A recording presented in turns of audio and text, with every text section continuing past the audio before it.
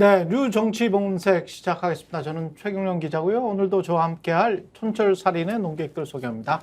송효운 전 MBC 기자, 김민아 시사평론가, 조수진 변호사 나와 계십니다. 안녕하세요. 안녕하세요. 예, 주말 동안에 뭐 김치찌개는 드셨어요? 여기서 김치찌개 저 대통령이 끓여준 김치찌개 드신 분은 없네요. 저 제 돈 내고 사 먹으려고요. 계란말이하고 계란말이하고 고기도 구워주셨다고 해가지고 굉장히 좀 특별하게 보이기는 하더라고요. 계란말이 뭐 이런 게 잘 뒤집으시대. 직업을 잘못 선택하신 것 같아요. 근데 그거 이제 진심이 느껴졌어요. 예, 아니 그 대통령실 출입 기자를 하면 그런 상황에서 그런 시츄에이션이 그런 상황 자체를 이제 연출한 것 자체가 기자들이 그 판단을 잘했나 잘못했냐부터 좀 따져봐야 될 것 같아요, 사실은. 그죠? 그런 장면이 연출될 수밖에 없고 본인들이 어떤 무대에서 하나의 보조 출연자로서 그게 등장을 하게 되고 그게 어떤 하나의 소통처럼 느껴지게 쇼를 하는 것에 본인들이 하나의 부속품으로 이제 들어가는 거잖아요. 근데 그거를 몰랐을 리는 없는데, 그죠? 예. 그렇죠. 예. 다 알고 하는 거지요. 근데 우리 예. 기자들이 예. 이 기자라는 또 언론이라는 게 존재하는 이유가 예. 국민의 알 권리잖아요. 우리가 취재하고 질문하는 게 다 국민을 대신해서 하는 건데 예. 지금 이 시대 지금 어제 오늘의 상황이 어떤지 예. 기자들은 알 거 아니에요. 그렇죠. 국민들에게 어떻게 비칠지. 서울역에서는 대규모 집회를 했고 네, 특검과 관련해서. 그렇죠. 좀 예. 요즘 상황이 물가의 민생고가 어떻고 뭐 그 사정 다 알 텐데 그러면 대통령하고 기자들이 약간 한가롭게 말이죠. 무슨 고기 굽고 김치찌개 끓이고 뭐 먹방 쇼하고 그러면은 국민의 눈에 그게 어떻게 비춰질지도 생각해야죠. 예. 그러면 대통령실에서 우리가 하겠다를 때 기자들이 간사 통해서 지금 이게 시기적으로 맞지 않는 것 같다.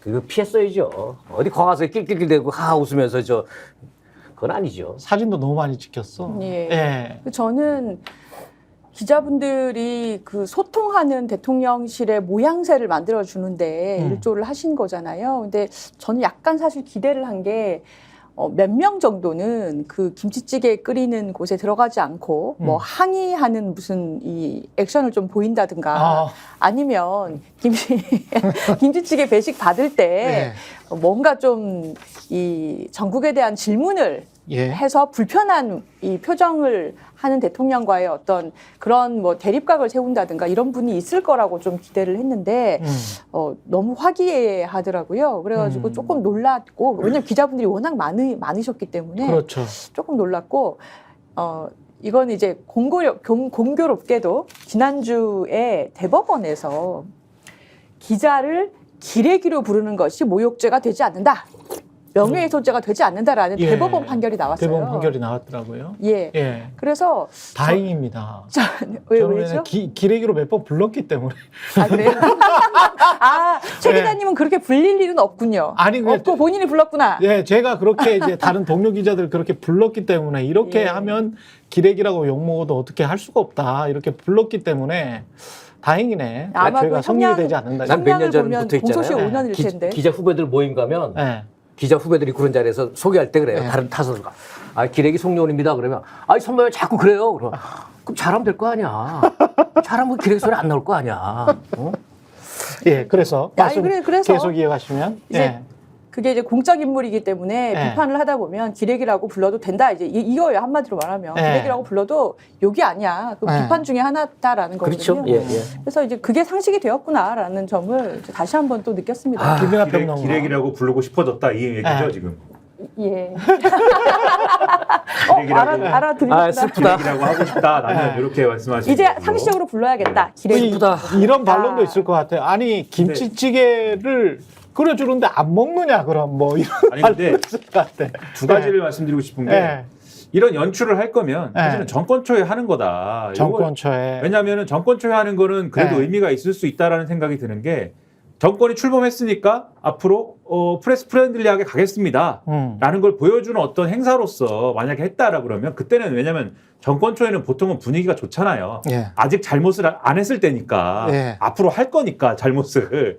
그러니까는 예. 어쨌든 언론하고 좋은 관계를 지내겠다는 취지에서 여러 행사하는 건 있을 수 있는 일이거든요. 그렇죠. 그리고 기자들도 그 자리에서 김치찌개나 계란말이 얻어먹었다고 그 이유로 내가 그래도 대통령한테 김치찌개도 먹었는데라는 이유로 질문을 안 할 건 아니지 않습니까? 그럼에도 날카로운 질문 할 건 하는 거고 따질 건 따지는 거거든요. 그러니까 시작할 때는 그렇게 할 수 있다고 보는데 지금 뭐 한참 지나지 않았습니까? 잘못이 이만큼 쌓여 있잖아요. 더군다나 앞서 말씀하셨듯이 그 잘못 때문에 지금 집회를 하고 난리가 나지 않았습니까? 그렇죠. 그 지금 상황에서 김치찌개랑 계란말이 먹는 게 무슨 의미가 있습니까? 의미가 없다고 저는 보고 예. 그다음에 할 거면 그럼에도 불구하고 어쨌든 언론하고 접촉면을 늘리고 싶어서 이 출입 기자들이니까 결국은 출입 기자들하고 대통령하고 뭔가 스킨십을 강화하고 싶을 수 있어요. 그러면 피공개로 해야죠. 이걸 왜 동네방네 이걸 만약 이런 식으로 했으면은 최소한 기사를 그 언론도 스스로 기사를 크게 내지 말든가 일종의 작은 단신으로 내든가 이걸 동네방네 자랑하고 뭐 이럴 건 아니지 않습니까? 그래서 이런 두 가지 면에서 저는 이게 언론도 그렇고 이 행사에 임하는 언론도 그렇고 이걸 기획을 해서 굳이 그렇게 연출을 하고 보여주고 싶었던 대통령실도 그렇고 이 굉장히 안이하고 이상한 판단을 했다라고 생각을 합니다. 저는 특히 어제 그 대통령 그 얘기도 하시다면서요. 그 기자들 그 연수, 해외 연수? 해외 네. 연수 보내는 거 많이 보내주겠다. 예. 예? 이런 얘기 했더니 정말 치욕적이었어요. 예? 다 공개된 자리에서 내가 잘해줄게. 예? 무슨 뭐 당근, 뭐 주두씨 이렇게 얘기하는 참 치욕적이었는데 제가 어느 기자, 후배 기자가 그 페이스북에 하나 올린 거 한번 잠깐 소개 좀 할게요. 예. 대통령이 기자들에게 김치찌개와 계란말이를 만들어주는 이벤트를 딱히 잘못이라고 지적하기는 어렵다. 이기주 굳이 기자구나. 굳이 식사를 대접하겠다는 사람을 예. 면박 줄 수도 없고 예. 하지만 문제는 이런 무기력한 기자들을 보면서 국민들은 마치 내가 굽신거리는 듯한 열패감을 느낀다는 점이다. 그렇죠. 툭하면 국민을 팔면서 국민을 대신해 질문한다던 기자들이 결정적일 때는 어쩌면 처리도 깍듯한 것인지 김 여사와 최상병 특검 같은 민감한 질문은 김치찌개 앞에서 하지 말자고 서로 사전 협의라도 했던 것일까? 그 많은 기자들이 대통령 말에 박수를 치고 김치찌개와 계란말이나 먹었다니. 근데 언론인 해외 연수는 누가 보내주는 겁니까? 어디서 보내주는 거예요? 그게 좀 궁금해요. 자기들 돈으로 가야죠. 자기 회사 돈으로 그러니까 가야죠. 저 윤석열 대통령이 주장하는 해외 연수 많이 보내줘라고 하는 건 누구한테 하는 얘기인 거예요? 그러니까 기업들에게 언론재단인데 하는 거고요. 기본적으로 이제 해외 연수를 갔다 오신 분은 여기에서 저밖에 없을 것 같아서. 예. KBS에서 그 논란이 있었던 해외 연수에 관해서 해외 연수를 누가 보내줘야 되느냐라는 김민아 평론가의 논란이 기자들 사이에서 있었던 때가 이제 정윤주 사장 때였는데 예. 정윤주 사장이 기업이 사실상 스폰하는 그런 삼성 언론재단이랄지 이런 언론재단에서 보내주는 것이 맞득지 않으니 우리 기자들은 우리가 보내주겠다. KBS 기자들은 KBS의 돈으로 보내겠다. 그러니까 다른 곳에 신청도 하지 말아라. 신청하지 말아라. 다만 딱 한 곳은 그나마 공적인 기관.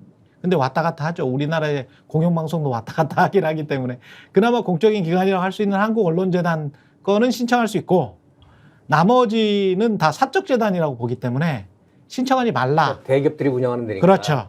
그러면서 성곡이든 뭐 쌍용에서 했었죠. 뭐 성곡이든 LG든 삼성, LG 다 있습니다. 삼성이든 예. 다 있거든요. 근데 그런 데서 하는 거는 신청하지 말라라고 해서 한 몇 년 동안 지켜지고 그것보다 훨씬 더 많은 숫자를 해외 연수를 보낸 적이 있습니다. 흐지부지 됐죠. 지금도 KBS 하나요? 아니 그렇게는 못하죠. 그러니까 정윤주 사장 때만 그렇게 했었고 지금은 흐지부지 흐지부지 됐죠. 돼버렸고 지금 김민하 대통령이 평론가님은- 언론인 해외 연수 더 보내라라고 하는 거는 기업인들한테 팔비틀라는 소리하고 그러니까 똑같은 대통령이 영향을 미칠 수 있는 일이냐를 물어보시는 그것도 거죠. 마찬가지. 만약에 이게 예. 안 되는 거죠. 그런 네. 차원으로 해석을 하면 결국 언론진흥재단한테 하는 얘기처럼 들릴 수도 있는 거잖아요, 이게. 그건 예산이 정해져 있을 텐데요. 그죠? 그러니까요. 그것도 그렇고 이게 무슨 언론진흥재단은 그럼 뭐 어떤 조직이고 어떻게 활용하고 있는 거냐도 저는 생각을 해봐야 된다는 생각이 들어서 이제 그 얘기한 건데 예. KBS 말씀하셨으니까 KBS에서 그 뉴스 진행하다가 그 일장기 오보 사건이라고 있어요. 범모 기자가 그 진행하는 프로그램이 있었습니다. 예. 저도 거기 이제 많이 출연했었는데 범기영 기자. 예. 훌륭한 기자입니다. 범기영 기자 제가 네. 좋아하는 후배입니다. 예. 저도 거기 많이 출연했었는데 예. 정권 바뀌고 거기서 잘리고 예. 참 저도 범- 참 예. 범기영 기자는 잘릴만 합니다. 예. 아유, 당연히 잘릴 근데 그 이제 후배인데. 예. 네. 근데 거기서 그렇다 이제 치고, 예. 이제 윤석열 대통령이 예. 이제 뭐 일장기에다만 경례를 했다라고 예. 멘트를 했다가 정정했거든요. 예. 그 사건 있지 않습니까? 예. 그 정정했는데 그거를 가지고 그게 문제가 됐잖아요. 예. 그때 범 기자가 해외 연수가 예정돼 있었어요. 그랬죠. 언론진흥재단 통해서 그랬죠. 이거 취소됐습니다. 맞아요. 오. 이걸 이런 이유로 저렇게 이제 자의적으로 해버린다는 거지. 이런 이유로 취소하고 예. 그 다음에 최근에 우리가 김정숙 여사의 무슨 뭐 인도 뭐 이거 저 뭐 그 얘기 타지마할 얘기 이런 거 막 하고 그랬잖아요. 근데 그 타지마할 얘기에 그 사실은 이 의혹 제기의 시초점 되는 게 중앙일보 논설위원 출신이 있거든요. 남모 씨라고. 예, 예. 요 중앙일보 논설위원이 쓴 칼럼으로부터 시작이 되는 건데 지난번에도 말씀을 드렸나 모르겠는데 들었어요. 네, 했어요. 예, 이분이 언론사가 지금 있죠? 가 있는 데가 언론진흥재단 아. 본부장으로 가 있는 거잖아요. 그렇지. 그러니까 이런 식으로 생각을 하기 때문에 언론진흥재단과 해외 연수라는 주제를 이런 식으로 생각을 하기 이게 때문에 기자들한테 어떻게 들리냐면 대통령 말이 어떻게 들리냐면 말 잘 들으면 해외 연수 그렇지. 보내줄게란 말이에요. 이게. 그렇죠. 그렇습니다. 예. 그런 인식이 드러난 발언으로 보인다. 그래서 김치찌개 계란말이의 자리가 그런 얘기를 하는 자리로 지금 된 게 얼마나 끔찍한 일이냐 이런 말씀이에요. 해외 연수라는 게 기자들 사이에 그냥 뭐 한 10년, 20년 전에 흘러다녔던 말은 해외 연수 1년이 특파원 3년보다 낫다라는 그런 스스로의 평가들이 있었어요. 그 정도로 이제 따뜻한 자리라는 거죠. 이른바 이제 하와이, 네가 가라 하와이의 진짜 좋은 의미의 하와이인데 또 해외 연수도 가서 공부를 진짜 안 하는 것도 문제예요, 기자들이. 가서 공부를 안 하고 순 잔디 공부만 하고 오세요. 잔디. 아, 골프 치나요? 네, 순 골프만 치고 그리고 한국 사람들이랑 어울려서 매일 거기서 그러고 있기 때문에 진짜 신문도 안 봐요. 신문도. 미국 신문도 안 보고 미국 방송도 안 보고 그냥 거기에서도 또 한국 사람들끼리 어울려서 소폭 드시고 뭐 책은 뭐 상상할 수도 없고요. 1년 동안 가서 이제 편안하게 쉬고 자녀 뭐 유학시키고 뭐 이러는 걸로 그냥 인식하는 분들이 한 8, 90%는 되거든요. 예. 그거는 뭐 보수 진보 가릴 게 없습니다. 그러니까 저도 그 회사 돈으로 연수를 갔다 왔어요. 예. 근데 그때 왜 MBC에서 바꾸냐면 예. 대기업 그 재단에서 주는 예. 그런 해외 연수를 갔다 오면 예. 일종의 길들이기란 말이에요. 보험 들어는 거고. 그래서 그리고 그거 이제- 거부하고 예. 해외 연수라는 게 자기 회사에 그 다음에 특파원을 보낸다든지 아니면 인재 양성이잖아요. 그거 자기 돈으로 해야죠. 그거 왜 재벌 돈으로 합니까? 왜 남의 돈으로 해요? 그럼 게다가 이제 그 사람들이 1년에 한두 번씩 그 연수를 보내준 사람들에 대한 정기 모임을 갖습니다. 뭐 관리- 삼성 재단이나 아, 그러면은 네, 약간 관리를 인맥이 해요. 생기는 그렇죠. 인맥이 거네요. 생기고 그리고 이제 기수별로 쭉 이렇게 있잖아요. 그럼 거기에서 이제 선택받은 엘리트 집단처럼 연말에 모임을 갖고 거기에서 이제 뭐 서로 간에 우정도 쌓고 때 되면 선물 보내주고 뭐. 때 그게 되면 선물 대통령 보내주고. 말씀하시는 카르텔이에요. 그게. 예, 맞습니다. 그게 카르텔이에요. 그게. 이게 전형적인 카르텔이거든요. 그러니까 이 과정을 이렇게 쭉 보면 어떻게 보면 이게 언론과 좋은 의미로 생각을 하면 언론과 소통을 해서 국민과 소통하는 모습을 보여야 되는 거잖아요. 그게 이제 원래 취지였을 거예요. 근데 이제 제가 이렇게 하는 이 사람들의 행태를 보면 사실은 정치가 언론과 유착을 해가지고 오히려 일반 국민들과 정치와 언론이 유리되는 서로가 서로 간에 분리가 되고 있는 예, 그런 상황인 것 같습니다. 이거는 문제가 상당히 심각하죠. 예. 문제가 왜 그 김치찌개 앞에서 김치찌개를 뜨는 대통령 앞치마 두른 대통령 앞에서 기자분들이 둘러싸서 이렇게 막 웃고 있는 게 왜 예. 그렇게 기레기라는 말을 떠올리고 분노를 자아냈냐면 국민들께서는 주말 동안 예. 최상병 특검 거부권 행사한 것에 대해서 반대하면서 거리로 뛰어나가서 광장에서 집회하셨거든요. 많은 분들이 모여서 그렇게 또 애를 쓰셨단 말이에요. 그렇죠, 그렇죠. 우리가 언제까지 이렇게 주말마다 주말 광장에 나와야 되느냐, 이제 또 시작이냐, 어게인이냐 하면서 많이 분노하시고 주말 동안 봄날의 날씨 뭐 좋진 않았지만 그래도 쉬지도 못하시고 나왔단 말이에요. 그렇죠. 근데 그 기사와 너무 대비가 되는 겁니다. 그래서 더 화가 났던 것 같아요. 네. 그 만찬장 보통 사람들은 뭐 그런 자리 자체를 평생 한 번이라도 가볼 수 있을까요? 아니 대통령이 뭐 고기를 구워주고 뭐 계란말이를 해주고 그거 다 떠나서 그런 어떤 녹색 잔디 위에 그렇게 하얀 식탁복 입고 거기에서 이제 편안하게 앉아가지고 이렇게 이야기를 하고 그런 만찬장을 보통 일반 국민들은 평생 한 번이나 가볼 수 있을까? 근데 실질소득이 감소를 하고 오늘도 한국일보를 비롯해서 주요 신문들에서 그 이야기를 썼던데 통계청 이번에 나온 실질소득 감소, KBS는 아예 보도도 안 했던 그거를 조금 그 자료를 조금 더 보니까 상위 20%에서 40% 우리가 말하는 4분위 있잖아요. 중산층의 전형 또는 중상층이라고 할 수도 있겠죠. 20%까지 포함이 되고 있으니까 상위입니다. 상위 20%에서 40%의 소득도 줄었다는 거야. 네? 실질소득이 감소했다는 거야. 이 사람들이. 전체적으로 다 가난해진 거예요. 예, 다 가난해졌다는 상위 거예요. 몇 프로 여기 뭐 빼고. 예, 그러니까 이거는 양극화가 더 심해졌다는 거죠. 아니 실질소득이 감소했다는 거는 제가 잘못 말씀드렸고 적자 가구라는 겁니다. 그러니까 가처분 소득보다 소비 지출이 더 많았다는 거지. 그 제목이 오늘 뭐 한국일보 일면 제목이 예, 고물가 고금리 근로소득 하락 뭐 이런 거 돼 있고 중산층 가구 20%는 적자 살림 이렇게 돼 있거든요. 적자 살림이라는 거예요. 그러니까 이 부분이 있는데 또 다른 신문 보니까 예, 경향신문 같은 경우에는 저소득층 식비 지출 비중 최대예요 또. 그렇지. 그러니까 이게 근데 또 아이러니한 거는 저소득층은 적자 가구가 오히려 줄었어. 이건 뭐냐면 저소득층 1분위로 갈수록 정말 허리띠를 그렇죠. 졸라매고 있다는 거야. 그렇죠. 정말 허리띠를 졸라매고 있다. 식비 지출의 비중이 최대가 됐다라는 거는 예. 다른 지출을 다 줄였기 때문인 거죠. 그러니까 그렇게 봐야 되는 거예요. 소득 준 거보다 먹는 거 주는 게 더 많다는 거지.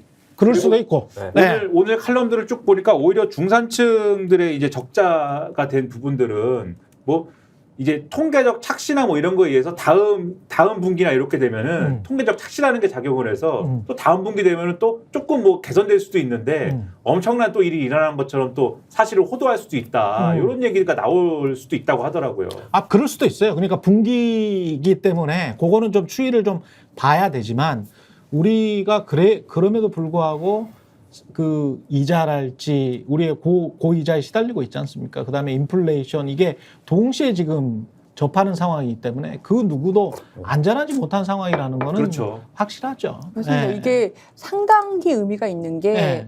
당장의 그 소득 감소라든지 이런 부분도 문제지만 네.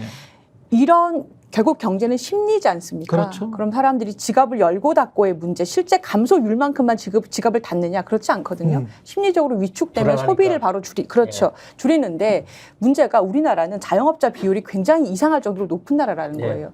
자영업자분들은 사실 그 요식업 비율도 굉장히 높은데 사람들이 그럼 외식도 하고 돈을 쓰고 해야지 경제가 잘 돌아가는 구조인데 근데 그런 분들이 이렇게 뭐 중산층이나 이렇게 적자 가구가 늘어나고 실질소득 감소가 되면 심리적인 타격을 받은 소비자들이 지갑을 닫는 것에 가장 직격탄을 맞는다는 거죠.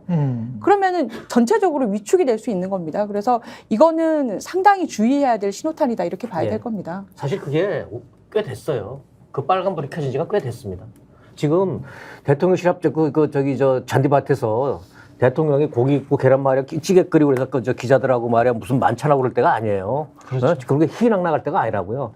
제가 토요일 날 시내 집회에 나가봤습니다. 왜 나가냐면 저는 그런 일 있으면 현장 나가보거든요. 체크를 하기 위해 기자니까 예, 예. 현장 가보면은 일부러 이쪽에서 저쪽 왔다 갔다 하고 예, 저, 예. 요 사이 골목길 가서 들여다보고 합니다. 그러면 예. 숫자도 보이지만 어떤 사람들이 나와 있는지 그 사람들이 무슨 얘기를 하는지 표정은 어떤지 보이거든요. 예. 심각했습니다. 민심 잘 보십시오. 근데 언론이 그런 자리에 그 시각에 있었다는 것도 그렇고 언론이 이제까지 그 취했던 그 논리들 있지 않습니까? 자영업자가 너무 많다. 그런데 또 말은 또 그렇게 해요. 해고는 쉽게 해야 된다. 자영업자가 너무 많은데 해고는 쉽게 해야 된다. 그러니까 잘린 사람들은 자영업할 수밖에 해고가 없죠. 쉬워서 자영업이 늘어나는 예, 건데. 그렇죠. 거기에다가 언론이 늘 하는 게 한국 경제를 위해서 자영업자는 줄여야 된다. 그러나 해고는 쉽게 해야 된다. 하지만 복지 안정망은 세금 펌퍼이니까 줄여야 한다. 뭐 어떻게 하라는 거예요? 각자 알아서 살아남아라 이거죠. 네, 이건 각자 도생하라는 각자 도생. 이야기밖에 안 되잖아요. 그러면 이 사람들의 이 친구들의 지금 결국 논리는 본인들은 김치찌개에 계란말이 먹으면서 다음에 해외 연수는 어디로 갈까? 우리는 구국리에 들떠 있다. 이렇게 이제 비춰지는 거잖아요. 우리는 살아남은 사람들이다 이미 각자 도생에 그렇지. 승리한 사람들이에요. 네. 그렇지. 뭐 그런 식으로 지금 기사를 쓰고 있고 그런 식으로 행동을 하고 있는 거잖아요. 상당히 좀 정신 넉나간 사람들이 굉장히 좀 많은 것 같습니다. 예. 합니다. 예. 그리고 기자들 이야기는 여기까지 하고요. 특검법과 관련해서는 재표결 D-1인데 어떤가요? 지금 한 4명까지 나왔네요. 최재형 의원까지 나왔네요. 예, 예. 김웅, 안철수, 유의동 의원에 이어서 최재형 의원이 공개적으로 본인은 찬성하겠다 이렇게 밝혔지요. 김웅, 안철수, 유이동, 최재형 더 있을 거냐 없을 거냐 그게 이제 관건이긴 하겠습니다. 예. 저는 최재형 의원 그 당당하게 예. 하더라. 이 기사를 보고 무슨 생각이 들었냐면 예. 이분이 전에 한번 화제가 된 적이 있었어요. 예. 뭐냐면 명절에 가족들이 모이면 예. 국민 의례를 하는 분이에요. 아 맞다. 그렇지. 애국심. 예? 그렇죠. 예. 이거 꼭 그 뭐 거기 빗댈 건 아니지만 비할 건 아니지만 진짜 보수. 최상병에게 진짜 보수도 해야 될 거예요. 네. 국가 안보를 중시한다고 군대 생각하고 그런다면 이거는 보수들이 이거 버리면 안 되는 거예요. 그러네. 최정 이 양반이 그 명절에 가족 모일 때도 그 이제 국민 의례하는 정말 애국심 하면은 아마 첫째 손가락 꼽으러 가는 분일 텐데 그렇죠. 보수가 이게 특검법 거부하면 안 됩니다. 그 보수 자기가 없는 겁니다. 근데 홍준표 시장은 왜 이렇게 계속 옹호를 하고 있죠? 대통령을 지켜야 된다라는 그 스탠스가 변하지가 않네요. 이게 지금 여당이 대통령을 보호하지 못하고 질이 멸렬하면 윤 대통령은 중대 결심을 하지 않을 수 없을 겁니다. 여당이 대통령을 보호해라. 보호하지 못하고 질이 멸렬하면 그러니까 반대표가 나오면 윤 대통령은 중대 결심을 하지 않을 수 없을 겁니다. 정치는 상상력의 게임입니다. 뭐 이게 지금 무슨 이야기예요, 일단? 그 이제 이른바 예. 이 용산발 신당 창당설이라는 게 늘 있지 않습니까? 그 이야기 아직까지도 하고 있는 거예요? 그러니까 그런 거를 얘기를 하면서 네. 대통령을 안 지켜주면은 결국은 신당 창당 카드를 가지고 윤석열 대통령이 국민의힘 사람들 줄 세운다 뭐 이 얘기를 하는 거거든요. 근데 제가 볼 때는 비현실적인 얘기 같고 비현실적이고 대통령이 그럴 힘도 없는 것 같은데. 그렇죠. 이제. 오히려 윤석열 오케이. 대통령은 국민의힘 사람들 모아놓고 이 밥 먹는 자리에서 내가 당의 호위무사가 될게 이렇게 얘기했다는데 물론 그 얘기도 국민의힘 의원이 우리가 대통령의 호위무사가 되겠습니다 이렇게 얘기했더니 아니야 내가 당의 호위무사가 될게 뭐 이렇게 얘기했다는 거긴 한데 아무튼 그렇게 얘기했다는데 그리고 대통령실도 계속 탈당은 없어 뭐 이런 얘기 한다는데 이게 무리한 얘기를 하면서 어쨌든 그 셈법은 지난번에 한번 말씀드리지 않았습니까? 그 지금은 어쨌든 저쪽에는 한동훈 등등이 있는 것이고 이쪽에는 내가 있다. 그리고 이쪽이라는 거는 윤석열 대통령의 가까운 그러한 당심을 겨냥한 어떤 행보이다. 이렇게 이해하면 될 것 같은데 실제로 이탈표가 어떻게 나오느냐. 요거와 관련돼서는 앞서도 말씀드렸는데 박주민 의원이 기자간담회에서 한 얘기가 있어요.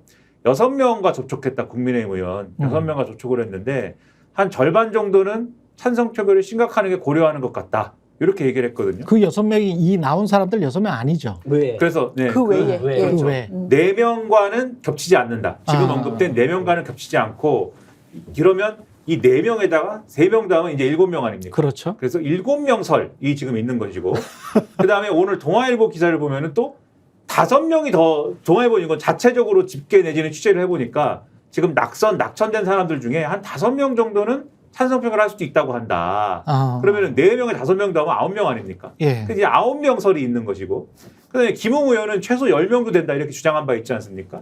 그러니까 10명 설이 또 있고 이런 거죠 지금 상황. 근데 방금 전에 또 한 58분 전에 홍준표 시장이 또 올린 게 있어요.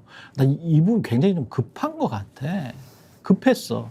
보니까 이런 이야기를 써놨네요. 최상병 특검법 제2 요구에 대해 당론과는 달리 퇴출된 의원들 일부가 퇴출? 낙선된 사람들이겠죠. 낙선된 사람들. 낙천이거나. 예, 낙선이거나 낙천인데 퇴출된 의원들 일부가 찬성적으로 기우는 것은 소신이라기보다 몽리로 보인다. 또 총선 참패 책임이 있는 사람을 한동훈이네요. 한동훈이죠. 예. 다시 당대표로 불러들이려고 하는 것은 당의 앞날보다 사익을 우선시키는 대세 추종주의, 레이밍주의로 보인다. 그러면 한동훈이 대세라는 거네? 근데 거기도 이제 일종의 이미지 전략이 있는 게 예. 지금 특검 찬성 표결할 인물들이 예. 결국은 한동훈과 가까운 인물들이다라는 뉘앙스를 주는 거죠. 아, 그래서 동시에 노리는구나. 그렇죠. 이렇게 편을 갈라서 그들은 이미 퇴출됐는데. 저 편을 갈라가지고 예. 한동훈은 배신자, 한동훈은 배신자 이렇게 딱지를 붙이면서 그 배신자를 따르는 특검 찬성표 주장하는 무리들 이렇게 선을 긋고 예. 나는 윤석열 대통령의 비록 뭐 부하는 아니지만 나는 윤석열 대통령의 나름대로 충성과 의리를 다하는 멋있는 상남자 이렇게 딱 만들고 그리고 나와 함께하는 윤석열 대통령 지켜주는 국민의힘 다수파 이렇게 이제 그림을 그리는 과정이 지금 그 글에 나오는 거죠. 저는 이렇게 보는데요. 홍준표 시장이 이 국면을 좀 영리하게 활용하고 있다? 이렇게 보여요. 그러니까 뭐냐면 17표가 있어야 되는 상황이기 때문에 사실 그 이제 재의결 붙였을 때 17표까지의 이탈표가 나오기는 쉽지 않다라고 다들 예상을 하지 않습니까? 예. 그래서 어차피 부결된다라고 홍준표 시장이 만약에 예상한다면 이 상황에서 본인이 용감하게 대통령을 위해서 할 말을 하는 이미지 그리고 대통령 편을 들었던 사람 그런 정말 용산과 친한 사람이라는 타이틀을 이번 기회에 획득을 하려는 그런 전략이 아닌가 싶어요. 근데 홍준표 시장 이러한 행보에 대해서 사실 대구 시민들이라면 좀 기분 나쁘실 것 같습니다. 그러니까 국민들의 뜻은 최상병 특검법 실시해야 된다, 통과시켜야 된다라는 게 압도적으로 높으셨고 국민의힘의 다른 의원들이 대놓고 지금 이런 말을 못하는 것도 예. 그러한 국민들이 무서워서인데 국민들의 뜻을 의식해서인데 홍준표 시장은 본인은 대구시장 다음에도 또 된다. 나는 별로 무서운 게 없다. 내 지지율은 철옹성이다. 라는 생각을 하시기 때문에 이렇게 용감한 발언을 계속 전체적인 국민의 뜻과 다른 말을 할 수 있는 거거든요. 그래서 저는 대구 시민들 지금 굉장히 좀 기분 나쁘실 분들 많이 있으실 거다 이렇게 생각이 됩니다. 아, 인정. 동의. 대구 시민들이 보면 기분 나쁜 것 같은 게 요전에 그 상남자 있잖아요. 예. 내 여자도 못 지키면 뭐 이렇게 마초 대구시장. 그 대구 시민들이 기분 나빠할 것 같아. 자꾸 대구시장. 그래서 요번에도 난 이런 생각이 들었어요. 홍준표 시장이 전에 그런 얘기 많이 했잖아요. 동표태라고. 동표태라는 게 저 양반이 국힘 내부에서 국민의힘 내부에서 영향력이 있나? 보수 쪽에서 영향력이 있나 싶어요. 그냥 뭐 이상한 말에가 관심이라 끼리겨라지. 오히려 정규재 씨 있지 않습니까? 보수 농객이라고 꼽히는. 예. 이분이 어젠가 쓴 게 이거 있습니다. 최상병 특검 피하려 국민연금 개혁을 팽개치다니 저것이 여당인가? 아니 정당인가? 윤석열 대통령 유지 비용 너무 많이 들어간다. 요까지만 할게요. 유지 비용 너무 많이 들어간대요. YUJI 유지. 그래서 예. 홍준표 시장이 앞으로 행보를 예. YUJI. 아 이거 진짜 앞으로의 유지네. 예. YUJI가 유지예요.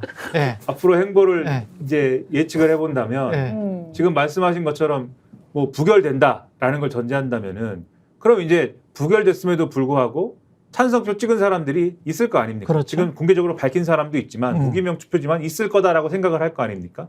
그러면 이제 그 사람들에 대해서 홍준표 시장이 뭐라고 하겠어요? 당을 나가라고 하겠죠. 당을 나가라고 하면서 그들의 실질적인 우두머리는 누구로 지목하겠습니까? 한동훈으로 지목을 하는 거죠, 이제. 한동훈으로 지목을 하면서 저런 사람은 당대표 되면 안 된다. 너도 나가라. 너도 총선 패배에 책임이 있고 지금 같은 상황에 이렇게 대통령에게 반기를 들어가지고 피해를 입히고 너는 당에 뭐 도움이 되는 게 없고 이런 얘기를 하면서 이 보수정당의 정통은 나고 뿌리는 나다 이 얘기를 하면서 요 대립구도를 프로레슬링 같은 거예요. 요 대립구도를 대권 구도, 그러니까 대권 경쟁까지 쭉 가져가는 게 목표인 거예요. 그러네. 아. 그러네. 아, 홍준표 시장 SNS 저 페이스북에 댓글이 보니까 예. 댓글에 그런 단어가 눈에 띄더라고요. 그러니까 홍 시장과 윤석열 대통령을 지지하는 분인 것 같아요. 좌동훈이라 그러더라고요. 좌동훈. 좌동훈이요? 예, 한동훈이 좌파인데 이 좌동훈 따위에 우리 국민의힘을 넘길 수 없다는 그런 뉘앙스로 이제 쭉 댓글을 쓰셨더라고요. 근데 이제 그런 분들이 모여서 이게 서식하는 군락처구나, 여기가. 그런 근데- 느낌을 받았습니다. 홍 시장 SNS에서. 근데 홍 시장님께도 정말- 누군가 대호 프로젝트 같은 네. 뭐 홍호 프로젝트 이런 거 얘기하시는 분이 있나 봅니다. 그런 게 있어요. 그래가지고 이게 있겠죠. 얘네들은 좌동훈이고 우리는 그러니까 우준표인가? 근데 더 황당한 얘기를 해드릴게요. 왜? 더 황당한 것은 그러면 한동훈을 지지하는 사람도 있을 거 아닙니까? 예. 한동훈 전 위원장 지지하는 사람들은 지금 뭐라고 하는 얘기가 있냐면 물론 예. 다 그런 건 아니겠지만 예. 어떤 사람들이 이런 얘기를 합니다. 윤석열 대통령이 좌파다. 아, 윤석열 대통령이 좌파여서 문재인 전 대통령도 봐주고 이재명 대표하고도 무슨 딜을 하려고 한다. 한동훈이 올바른 우파다. 난리가 났습니다. 사실. 그래서 보수에서 하는 얘기가 보수 쪽에서 윤석열을 발탁해서 대통령을 만들어준 이유는 문재인을 감옥에 넣으라는 거예요. 그걸 못 하고 있지 않냐 이거예요. 안 하고 있지 않냐 이거야. 그러니까 이재명도 감옥에 넣으라는 거예요. 좌동훈 주장하는 그 사람들이 봐주기는 이제 그런 사람들이. 요전에 그 저 이재명 네. 뭐 이렇게 그 대통령 뭘 보내갖고 그러니까 뭐 좌동훈은 좋겠어. 절제 이렇게 합리적인 좌파가 돼버렸네. 와, 너무 좋아. 이런 사람들 때문에 본인 한동훈 입장에서는 굉장히 복받은 나라에서 태어난 거예요. 근데 지금 이 주장은 네. 우동훈이라고 생각하는 사람들이 하는 얘기입니다. 우동훈 측에서는 우동훈 측에서는 왜 윤석열 대통령이 왜 네. 이렇게 문재인, 이재명 두 사람을 막 치지 않느냐. 예. 이게 뭐 있는 거 아니냐. 좌석열이라서 그런 거 아니냐. 뭐 이런 식으로 지금. 그래서 결국 예상 시나리오는 몇 표입니까? 이탈표, 찬성표는 몇 표가 나올 것 같습니까? 여기서 우리가 한번 맞춰볼 수 있을까요? 지난번에 어떻게 보세요? 심사숙고를 한번 해보면서 지난번에 사실은 총선 때도 거의 근접하게 저는 사실은 맞췄거든요. 아, 그러세요? 저는 오. 195표 플러스 마이너스 알파라고 했거든. 범야권이. 근데 어우. 192표 나왔잖아. 예. 잡박 깔아야 되겠네. 192표. 그럼 먼저 말씀해 주시죠. 예. 몇 표인지. 그 실제 자료를 좀 분석하신 결과였던 거죠? 아니에요. 실제로 인구랄지 이런 것들 다 분석해가지고 투표율과 대입해서 100, 200이 조금 안 될 것 같다. 195 플러스 마이너스 알파. 아니 감이라는 거 이런 근거로 해서 나오는 그렇죠. 거예요. 근거를 더 아무것도 없는 상태 나오는 거예요. 이거는 제가 사람들이 생각하지 않는 또 다른 변수에 관해서 한 가지 제가 생각하는 변수는 이렇습니다. 지금까지 최상병 사망 사고 그리고 윤석열의 수사 외압 의혹 사건과 관련해서 가장 열심히 활동을 하고 있고 가장 큰 공을 세운 곳은 누가 뭐래도 해병대 전우회입니다. 해병대 전우회고 해병대 전우회가 기자들보다 더 취재를 열심히 하고 있고 그리고 거기에서 뭐가 나올 가능성이 있다. 이게 다시 추리가 딱 되는 게 있잖아요. 됐던 게 이게 원래 사건은 2023년 7월 19일에 일어났고요. 그리고 가장 중요한 모멘텀은 7월 31일부터 8월 2일 사이에 일어났습니다. 7월 31일부터 8월 2일 사이에 대통령과 임성근의 행적에 관해서 곰곰이 따져봐야 돼요. 이거는 제가 기자들에게 드리는 팁입니다. 이 방송을 혹시 들으시는 기자들에게 7월 31일과 8월 2일 사이에 대통령과 임성근 사단장의 행적에 관해서 곰곰이 따져보라. 그러면 국회에 이미 임성근 사단장이 7월 31일 날 7월 30일 이 사건이 결과가 나온 건 7월 28일이거든요. 19일 날 사망사고가 일어나고요. 오전에. 예. 네. 갑자기 또 전화가 이렇게 오는 겁니다. 예. 어딘가로부터 전화가 오는 시점이 있었을 거 아니에요. 효과음인가요? 예. 효과음입니다. 듣고 있나? 예. 효과음입니다. 듣고 계시나? 어떤 곳으로부터 전화가 오는 수많은 전화가 왔다 갔다 하는 시점들은 언제일까라고 생각을 해보시면 7월 28일 날에 수사 결과 보고서가 보고가 되고 장관이 사인을 하고 7월 30일부터 8월 2일까지인데 31일하고 8월 2일까지 집중이 돼요. 근데 놀라운 사실은 이거는 공개가 된 거니까 제가 말씀드릴 수 있어요. 놀라운 사실은 우리가 7월 31일, 8월 1일, 8월 2일 뭐 이 이야기를 하면서 임성근에 관해서는 이야기를 안 했거든. 임성근은 처음에 장관이 수사 보고서 사인을 했다는 거는 어떤 의미냐면 임성근과 관련해서도 처벌이 군에서도 처벌이 보직해임이나 이게 상당한 처벌이 들어갈 수밖에 없는 상황이잖아요. 그러면 어떤 명령을 했냐면 공관 파견을 명령합니다. 사령부에 가 있어라. 김계한 해병대 사령관이 있잖아요. 그러면 사단장은 자기 사단을 지켜야 되잖아. 1사단장이니까. 근데 해병대 1사단장이 공관에 파견 가 있어라 라고 하는 거는 넌 곧 있으면 잘리니까 너 거기 가 있어. 예. 라고 한 거예요. 그게 첫 짓이었어. 수사 결과 보고서가 나온 그 즈음에. 그러면 임성근은 끝난 거야. 군인의 생명이. 그런데 극적으로 소생합니다. 극적으로 소생한 거는 8월 2일 날 수사 이첩을 하고 오후에 그거를 회수하기 전에 소생하는 사인이 보여요. 그거를 주목하셔야 돼요. 기자들이. 그 사인이 뭐냐? 파견됐던 사람을, 그래서 곧 잘릴 사람을 휴가 처리를 하기 시작해. 휴가 처리라는 건 뭐냐면요. 예. 당신 아직 사단장이야. 사단장이었기 때문에 파견이 아니고 휴가를 갔었던 거야. 7월 31일 날 휴가 처리를 해버립니다. 나중에.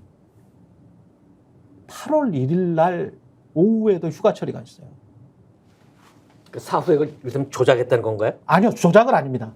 조작은 아니고 사후에 휴가 처리는 할 수 있잖아요. 우리가 직장 다니면서 휴가 간 걸로 처리를 해주잖아요. 예, 예. 상황이 변경된 이 일시가 7월 31일부터 8월 2일까지인데 8월 1일 24시 전후에 어떤 일이 벌어지지 않았으면 이것까지는 이제 제가 말씀을 못 드려요.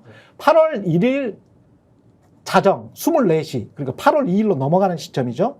그래가지고 그 이첩을 회수하는 시점입니다. 8월 2일이면.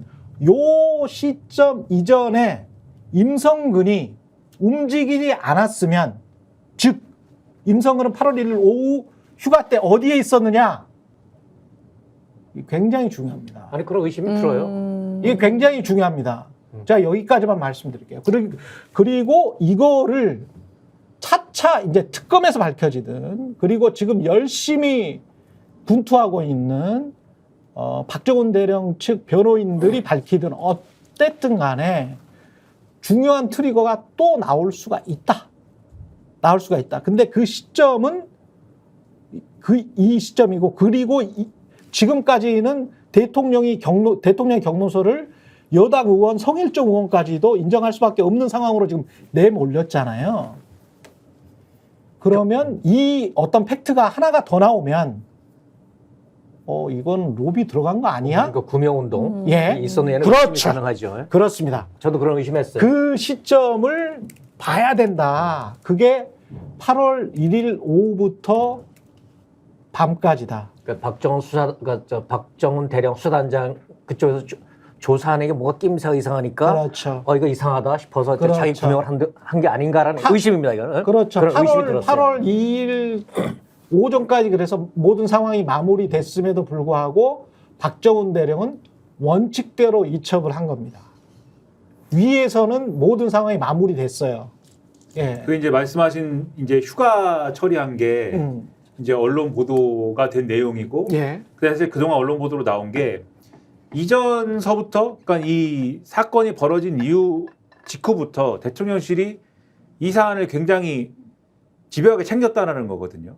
그러니까 대통령실에 있는 김모 대령이 계속 이 해병대 수사단에 이 수사를 어떻게 할 건지 계획서를 달라고 그러고, 그 계획서 줬고, 마지막에 수사 결과 보고서도 달라고 그런 거를 박정훈 대령이 그거는 못 주겠다라고 해서 브리핑 자료를 준 거지 않습니까?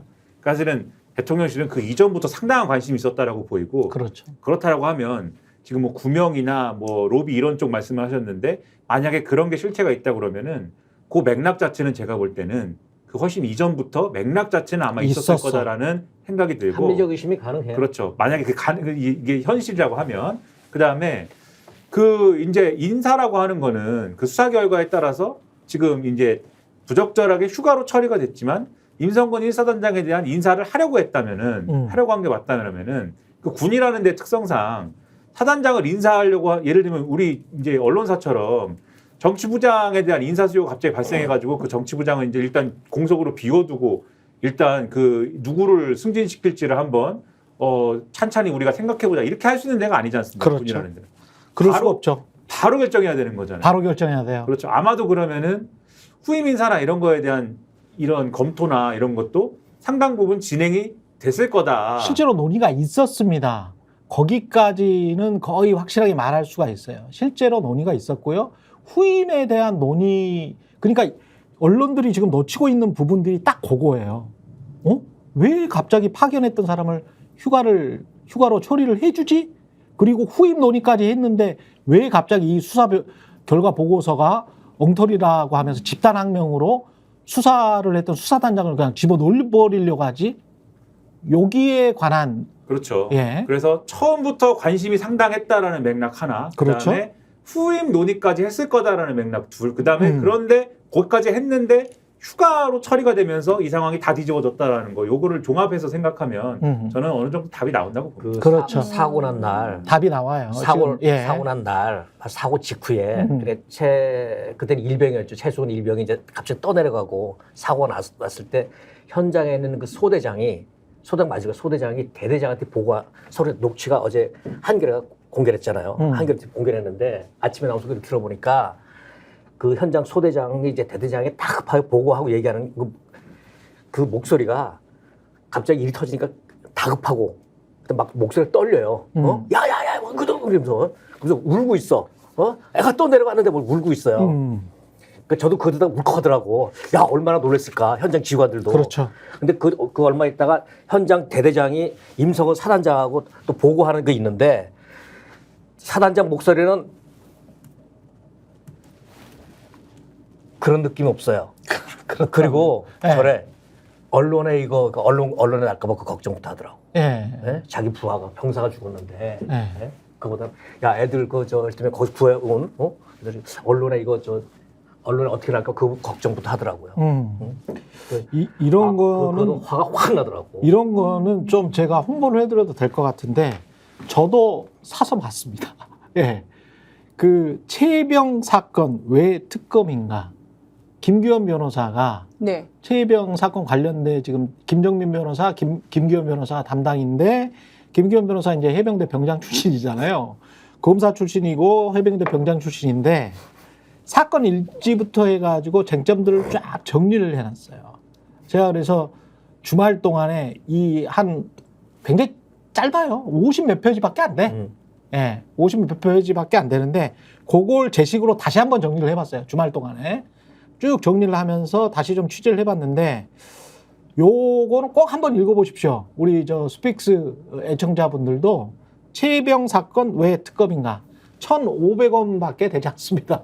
예, 이거 뭐 한다고 제가 무슨 뭐 돈이 나오는 것도 아니고 아무것도 아니고, 예, 그냥 자랑스러운 젊은이들이 진짜 국가를 지키는 보수 진보 다 떠나서 진짜 괜찮은 사람들이 이렇게 열심히 하는데, 요런 거는 좀 기초적으로 사실 파악은 하고 있으면 훨씬 더 성일종이랄지 이상한 아무것도 모르면서 대통령 지키기 위해서 홍준표도 마찬가지고요. 이런 정치꾼들의 농간, 그 새치혀로부터 좀 벗어날 수 있을 것 같다. 그런 생각이 들어서 팩트 체크를 꼭 좀 해보시라. 성일종이라는 사람들의 발언이 오히려 분노를 키우는 거예요. 그렇죠. 네? 예. 이상한 소리를 죽음의 고비에서 살아온 사람들을 뭐 벌 주라고 누가 죽음의 고비에서 살아나왔어요? 네? 뭔 얘기인지는 모르겠어요. 그게 이제 변호사님이 아마 잘 설명해 줄 수 있을 것 같은데 거의 제가 볼 때는 법정 전략 같은 거예요. 왜냐하면 SBS 보도에 의하면 대통령이 이종섭 전 장관하고 통화했다는 거지 않습니까? 통화를 했다는 게 밝혀진 거지 않습니까? 물론 다 짐작하고 있었지만 직접 통화를 했는데 통화할 때 지시사항이 그 보도에 의하면 임성근 1사단장을 빼라가 아니라 그러니까 혐의 대상에서 누군가를 빼야 된다라는 취지인데 빼야 된다라는 취지가 그 전에 하던 주장 있지 않습니까? 하급 장교들까지 하급 부사관들까지 다 이 어떤 책임 소재에 넣으면 하급 장교나 하급 부사관들까지 넣으면 그 사람들의 경우에는 문제가 생기지 않겠느냐 이런 취지로 얘기를 했다가 그 보도의 내용이에요. 그러면은 지금 성일종 의원이 주장한 거는 그 사람들 얘기하는 거죠 지금. 그 현장 지휘관이라든가 이런 하급 장교라고 불러야 될까요? 부사관이라고 불러야 될까요? 이런 분들까지 혐의에 추가하는 것에 대해서 반대하는 취지로 얘기한 것이다. 그러니까 이 발언의 어떤 법정 전술적 의미는 임성근을 빼기 위한 외압이 아니었던 것이다라고 지금 주장하기 위해서 그런 발언을 감성적으로 포장해서 지금 하고 있는 거죠. 현장 지휘관을 빼라는 얘기라고 그러면? 혐의 대상에서 그걸 빼라는 현장 얘기입니다. 지휘관들을? 그런 얘기죠. 이게 말도 안 되는 이야기를 지금 계속 하는 겁니다. 근데 왜냐하면 그 이후의 상황은 자기들이 조사본부로 다시 또 이첩을 하잖아요. 수사 결과가 잘못됐다고. 수사 결과 보고서가 잘못됐다고 현장 다시 조사본부로 이제 국방부 조사본부로 이첩을 하죠. 이 사건을. 그래서 거기에서 현장 지휘관만 때려잡잖아. 그리고 대통령실의 그렇죠. 의도인 것으로 보이는 사단장 등은 빼버리잖아. 그래서 그게 어떻게 네. 됩니까? 대통령실에 외압이 없었던 거죠. 그러니까 성일종 등의 주장이 맞다고 하면 무슨 알리바이를 그 결과를 놓으면은 그렇죠. 그 결과를 놓고 주장하자면 네. 대통령실의 외압은 없었던 것이다. 대통령은 그냥 경로한 것뿐이다. 보통 이럴 때 이렇게 여러 명이 관여됐던 사건을 뒤늦게 수사를 받을 때 변호사가 개입을 하면 어떻게 조언을 하냐면 회의실을 하나 잡습니다. 잡아서 관련자들을 다 불러요. 불러서 사실을 일단 들어요. 진실을. 뭐 하고 뭐 했습니까? 칠판에 막 그려요. 그다음에 여기서 이게 어느 선까지 책임지실 거예요. 예. 그 다음에 왜냐하면 묵비권이라는 게 본인 권리가 그렇지. 있으니까요. 무슨 네. 조작하자는 게 아니라 예를 네. 들면 네. 그래서 그러면 여기서 불리하니까 여기까지만 얘기하시고 네. 이분 묵비하시고 이분은 뭐 하시고 네. 뭐 하시고 해서 그러면 우리 이 죄질을 이렇게 톤 다운 시켜 봅시다. 오케이. 라고 제안을 하는 식으로 보통은 이 조직적으로 여러 명이 가담한 범죄의 경우에는 정리를 하거든요. 예. 그래서 지금도 아마 그쪽도 변호사가 있을 것이고 법률 자문을 얼마나 많이 받았겠습니까? 그래서 대통령을 빼기 위한 역할 그렇죠. 분담이라든지가 그렇죠. 충분히 있을 수 있다고 저는 상상력을 한번 발휘해 보는데 아까 최 기자님 얘기하신 거에서 이 포인트는 뭐냐면 그렇다면 임성근 사단장이 7월 31일에 누구랑 전화했느냐 그 폰 내역이 이제 핵심이다. 그렇죠. 예. 구명 청탁을 누구에게 했느냐. 7월 31일, 8월 1일. 그렇죠. 네. 누구랑 전화했는지를 밝혀야 된다. 예. 그럼 나오는 거죠. 그리고 기자들한테 한 가지만 더 팁을 드릴게요. 폰뿐만이 아니고 행적을 쫓아보세요. 행적. 휴가를 갔기 때문에 행적을 쫓아보면 알아.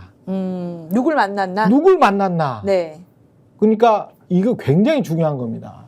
굉장히 중요한 거예요. 지금 굉장히 중요한 일들이 벌어질 수가 있고, 그리고 국민의힘은 이걸 국민의힘과 대통령실은 대충 그런 말도 안 되는 소피스트 같은 궤변으로 때우려고 하고 있는데 변호를 하고 있어요. 다 네. 나서가지고 팩트. 뭐 변호사가 있어갖고 제가 네. 막 이렇게 얘기하면 좀 그런데 그렇죠.